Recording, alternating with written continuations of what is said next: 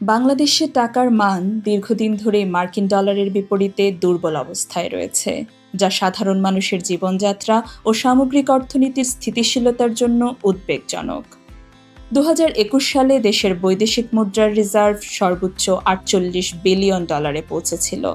তবে পরবর্তী 2 বছরে আমদানি ব্যয় বৃদ্ধি, বৈদেশিক ঋণ পরিশোধ ও বাজার চাপের কারণে রিজার্ভ দ্রুত কমে যায় এবং 2024 সালের নভেম্বরে তা $24 বিলিয়ন নিচে নেমে আসে। যদিও পরবর্তীতে রেমিটেন্স প্রবাহ ও আন্তর্জাতিক সহায়তার কারণে 2025 সালের জুনে রিজার্ভ বেড়ে 31.72 বিলিয়নে দাঁড়ায়। কিন্তু সেপ্টেম্বরের শুরুতে আবারও কিছুটা হ্রাস পেয়ে মোট রিজার্ভ নেমে আসে প্রায় $26.45 বিলিয়ন।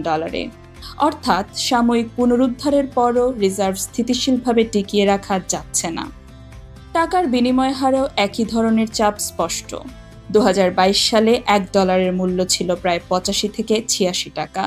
2024 সালের শেষে সেটি দাঁড়ায় প্রায় 119 থেকে 120 টাকায়। 2025 সালে গড় বিনিময় হার হয়েছে প্রায় 121.7 টাকা, আর সর্বোচ্চ 122.8 টাকা পর্যন্ত ওঠে। অর্থাৎ টাকার মান ঐতিহাসিকভাবে দুর্বল হয়ে পড়েছে এবং এখনও ডলারের বিপরীতে স্থিতিশীলতা ফিরে আসেনি। বিশেষজ্ঞরা বলছেন এর পেছনে কয়েকটি মূল কারণ কাজ করছে।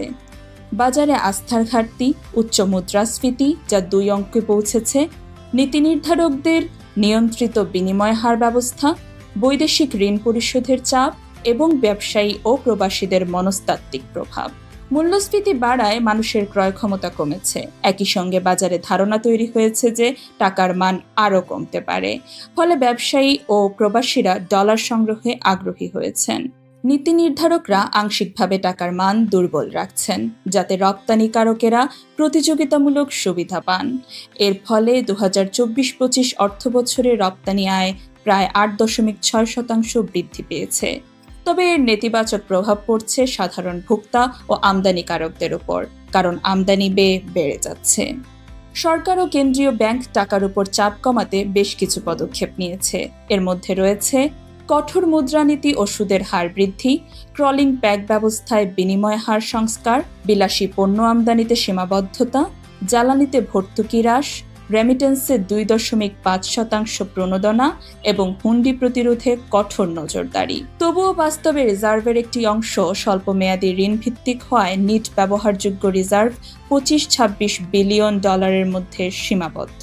ফলে বাজারে আস্থা পুরোপুরি ফিরে আসছে না। আন্তর্জাতিক প্রেক্ষাপটেও দেখা যায় প্রতিবেশী দেশগুলোর মুদ্রা তুলনামূলকভাবে কম অবমূল্যায়িত হয়েছে।